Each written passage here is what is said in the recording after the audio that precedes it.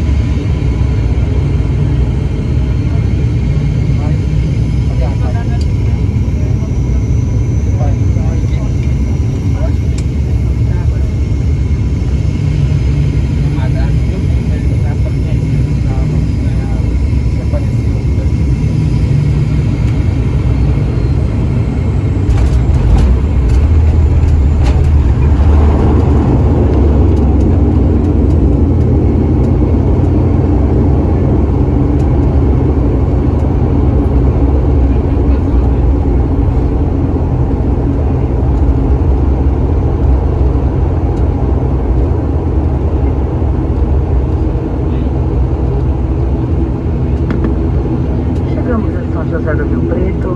Agora são 20 horas 15 minutos, horário local. Para sua segurança, permaneçam sentados com cintos afivelados até que a aeronave pare completamente e os avisos luminosos de afivelar os cintos se apaguem. Tenha cuidado ao abrir os compartimentos superiores. Lembre-se de levar todos os seus pertences trazidos a bordo da aeronave. Não use o seu celular no caminho até o aeroporto e só fume nas áreas permitidas.